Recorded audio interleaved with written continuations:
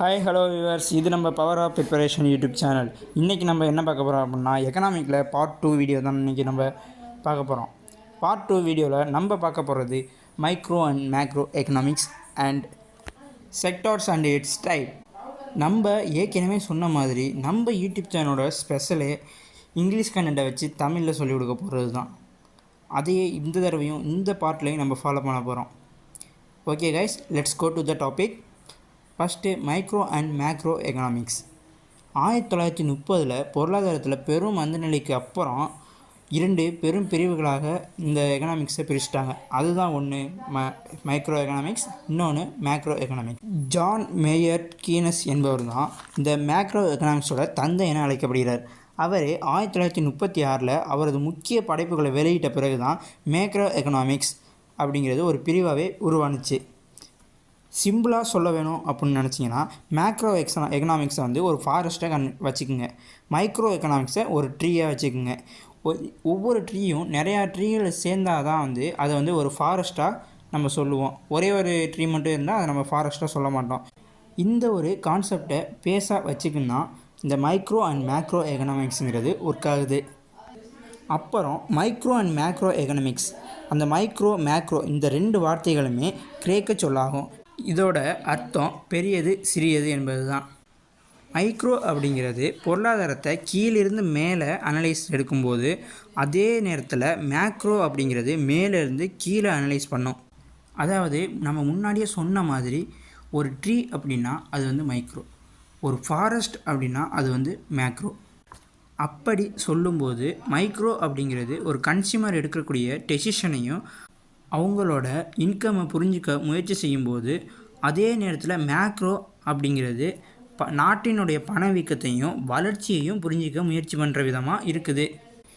இது ரெண்டுமே உங்களுக்கு வேறு வேறு செயலாக தோன்றினாலும் இது இரண்டுக்கும் இடையில் ஒன்றுக்கொன்று தொடர்புடைய ப்ராப்ளம்ஸ் இருக்குது. அதனால தான் இதை ஒன்று சார்ந்ததாகவும் காம்ப்ளிமெண்ட்ரி நிறைந்ததாகவும் இந்த மைக்ரோ அண்ட் மேக்ரோ எக்கனாமிக்ஸ் பார்க்கப்படுது.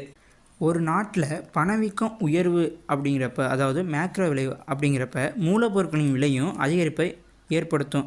இதனால் கன்சியூமர் வாங்குறது செலுத்துகிற விலையும் உயரும். அதாவது மைக்ரோ எக்கனாமிக்ஸோட விலையும் உயர்வாக இருக்கும். இதுலேருந்து உங்களுக்கு புரியுதா? மேக்ரோ எக்கனாமிக்ஸை பேஸ் பண்ணி தான் இந்த மைக்ரோ எக்கனாமிக்ஸ் இருக்குது, மைக்ரோ எக்கனாமிக்ஸை பேஸ் பண்ணி தான் அந்த மேக்ரோ எக்கனாமிக்ஸுங்கிறதும் ஒர்க் ஆகுது.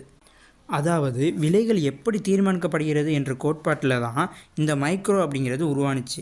ஆனால் ஏற்கனவே இருக்கக்கூடிய கோட்பாட்டை பேஸ் பண்ணி தான் அனுபவ அவதானிப்புகளில் வேரூன்றி இருக்குது இந்த மேக்ரோ எக்கனாமிக்ஸுங்கிறது. அடுத்ததாக மைக்ரோ எக்கனாமிக்ஸில் போட்டியிட ஸ்கூல் எதுவும் இல்லைனாலும் மேக்ரோ எக்கனாமிக்ஸில் நியூ கெய்னீசியன் ஸ்கூலும் நியூ கிளாசிக்கல் ஸ்கூலும் அப்படிங்கிறதும் இந்த மேக்ரோ எக்கனாமிக்ஸில் இருந்துக்கிட்டு இருக்குது. அடுத்த பாயிண்டில் பொருளாதார அளவியல் அப்படின்னா நுண் மற்றும் பெருமை பொருட்களை தவிர பொருளாதாரத்தின் 3வது முக்கிய பகுதியாக இந்த பொருளாதார அளவியல், அதாவது எகனோமேட்ரிக்ஸ் அப்படிங்கிறது பார்க்கப்படுது.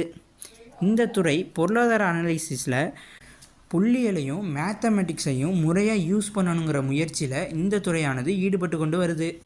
லாஸ்ட் சென்ச்சுரிஸில் எகனோமேட்ரிக்ஸில் ஏற்பட்ட பெரிய முன்னேற்றம் தான் இன்றைக்கி மைக்ரோ அண்ட் மேக்ரோ எக்கனாமிக்ஸில் ஏற்பட்ட பெரிய முன்னேற்றத்திற்கு காரணமாகவே பார்க்கப்படுது. அடுத்ததாக நம்ம பார்க்க போகிறது லா ஆஃப் டிமாண்ட், அதாவது கோரிக்கை சட்டம். அடுத்து இப்போ நம்ம லா ஆஃப் டிமாண்டில் என்னென்ன இருக்குங்கிறத பார்ப்போம். லா ஆஃப் டிமாண்டில் 3 ரூல்ஸ் இருக்குது. அதில் முதல் ரூல் என்ன அப்படின்னா, ஒரு பொருளோட விலை உயரும்போது அந்த பொருளுக்கான பயன்பாட்டை வந்து மக்கள் குறைச்சிக்கிறாங்க. இதுதான் வந்து முதல் விதி. அடுத்தபடியாக 2வது விதி என்ன அப்படின்னா, குறுகிய காலத்தை விட நீண்ட காலத்திற்கான தேவை வந்து விலைக்கு ஏற்ப அதிகமாக கூடியதாக இருக்குது. ஏன் அப்படின்னா விலை மாற்றங்களை விட கன்சியூம்ஸுங்கிறது மோஸ்ட்டாக சேஞ்ச் ஆகாத விதமாக அமைஞ்சிக்கிட்டு இருக்குது. அடுத்ததாக 3வது விதிப்படி 2 மாற்றுப் பொருட்களுக்கு நிலையான செலவு சேர்க்கப்படும் போது உயர்தர பொருட்களின் நுகர்வு அதிகரிக்கிறது. இப்போ இதையே வந்து எக்ஸாம்பிளுக்கு சொல்லணும் அப்படின்னா, நம்ம வந்து ஒரு ரோட்டுக்கடையில் போய்ட்டு ஒரு பழங்கள் வாங்குகிறோம். ரோட்டில் வச்சுருக்கிறதுல ஒரு ஆப்பிள் வாங்குகிறோம்னு வச்சுக்கோங்க. அந்த ஆப்பிளை வந்து நம்ம சாப்பிட்றோம். அந்த ஆப்பிள்னால நமக்கு ஏதாவது ஒரு இஷ்யூ ஆகி நம்ம வந்து அடுத்து என்ன பண்ணுவோம், மெடிக்கல் இதுக்கு போவோம். மெடிக்கல் ரிலேட்டடாக போயிட்டு நம்மளோட உடம்பை வந்து க்யூர் பண்ணி திருப்பி கொண்டு வருவோம். அதே வந்து இதே நம்ம வீட்டுக்கு பக்கத்தில் ஒரு விவசாயி இருக்கார், ஆப்பிள் தோட்டம் வச்சுருக்காரு அப்படின்னா, அந்த மரத்தில் காய்க்கக்கூடிய ஆப்பிளை வந்து நம்ம டேரெக்டாக வாங்கி சாப்பிட்றோம் அப்படிங்கிறப்ப, விலை கூடவே இருந்தாலும் நம்ம அதை வாங்கி சாப்பிட்றோம் அப்படிங்கிறப்ப நமக்கு வேறு எந்த ஒரு பிரச்சனையும் இருக்காது. ஹெல்த் இஷ்யூஸ் எதுவும் ஏற்படாமல் இருக்கும். ஃபஸ்ட்டு வாங்குறப்ப அது வந்து அதிகமாக இருந்தாலும் நம்ம அடுத்து செலவு பண்ணக்கூடிய ஒரு அவசியம் இல்லாமல் இருந்துடும். அதைத்தான் வந்து இந்த 3rd ரூல் எக்ஸ்பிளைன் பண்ணுது. அடுத்ததாக நம்ம பார்க்க போகிறது வந்து economics sectors and it's types, அதாவது பொருளாதாரத்தின் துறைகள் மற்றும் அதன் வகைகள். ஒரு நாடு ஒரு பொருளாதாரத்தில் பொருளாதார நடவடிக்கைகள் 3 துறைகளாக பிரிக்கப்பட்டிருக்கு. அவை செயல்படும் பொருளாதார வடிவத்தால் அவற்றின் வகைகளை கையாளுகிறது. அவை செயல்படும் மேலாதிக்க பொருளாதார வடிவத்தால் அவற்றின் வகைகளை பெறுகின்றன. முதன்மை துறை சுரங்கம், விவசாய நடவடிக்கைகள் மற்றும் எண்ணெய் ஆய்வு போன்ற இயற்கை வளங்களை சுரண்டுவதன் மூலம் நடைபெறும் பொருளாதார நடவடிக்கைகள் இந்த துறையில் அடங்கும். வேளாண் துறை ஒரு நாட்டின் தேசிய வருமானம் மற்றும் வாழ்வாதாரத்தில் பாதிக்கு பங்களிக்கும் போது அது விவசாய பொருளாதாரம் என்று குறிப்பிடுகிறது. இந்த துறையானது முதன்மை துறையின் துணைத்துறைகளில் ஒன்றாகும். அடுத்ததாக 2ஆம் நிலை பிரிவு. முதன்மை துறையிலிருந்து பிரித்தெடுக்கப்படும் மூலப்பொருட்கள் பதப்படுத்தப்படும் அனைத்து பொருளாதார நடவடிக்கைகளையும் இது கொண்டுள்ளது. இது தொழில்துறை என்றும் அழைக்கப்படுகிறது. அதன் துணைத்துறைகளில் ஒன்றான உற்பத்தி துறை மேற்கத்திய வளர்ந்த பொருளாதாரங்களில் மிகப்பெரிய முதலாளியாக நிரூபிக்கப்பட்டது. இது அவற்றை உலகில் மிகவும் தொழில்மயமாக்கப்பட்ட பொருளாதாரங்களாக உருவெடுக்க செய்தது.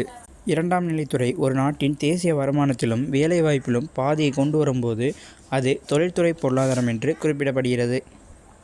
அடுத்ததாக 3ஆம் நிலைத்துறை சேவைகள் உற்பத்தி செய்யப்படும் அனைத்து பொருளாதார நடவடிக்கைகளும் கல்வி, சுகாதார பாதுகாப்பு, வங்கி மற்றும் தகவல் தொடர்பு போன்ற இந்த துறையின் கீழ் வருகின்றன.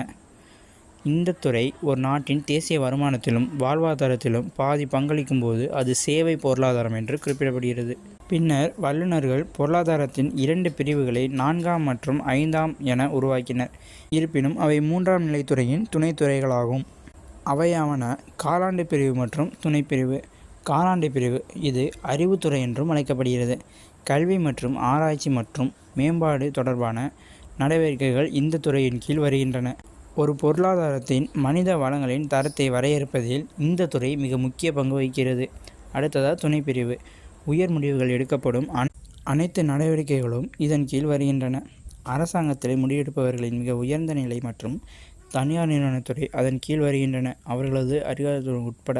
இந்த துறையில் ஈடுபடுபவர்களின் எண்ணிக்கை மிக குறைவு. மாறாக அவர்கள் ஒரு பொருளாதாரத்தின் சமூக பொருளாதார செயல்திறனுக்கு பின்னால் உள்ள மூளையாக கருதப்படுகிறார்கள். அடுத்ததாக ஸ்டேஜஸ் ஆஃப் க்ரோத், வளர்ச்சி நிலைகள். வளர்ந்த நாடுகளின் வளர்ச்சி முறை மற்றும் செயல்முறையை பார்த்து அதை பற்றி ஒரு கோட்பாட்டை 1916இல் W. ரோஸ்டோவ் முன்மொழிந்தார். அதன்படி பொருளாதாரங்கள் 3 முக்கிய துறைகள், அதாவது விவசாயம், தொழில் மற்றும் சேவைகள் மூலம் 5 நேரியல் நிலைகளை பின்பற்றி வளரும். இருப்பினும் பல நாடுகள் இந்த நிலையான முறைக்கு விதிவிலக்குகளை காட்டின. இந்தியா மற்றும் இந்தோனேசியா, பிலிப்பைன்ஸ், தாய்லாந்து மற்றும் வியட்நாம் போன்ற பல தென்கிழக்கு ஆசிய நாடுகள் இந்த வகையின் கீழ் வருகின்றன. இந்த நாடுகள் தங்கள் தொழில்துறையில் அதிக ஆரோக்கியமான விரிவாக்கம் இல்லாமல் விவசாய பொருளாதார நிலையிலிருந்து சேவையை பொருளாதாரத்திற்கு நகர்ந்தன.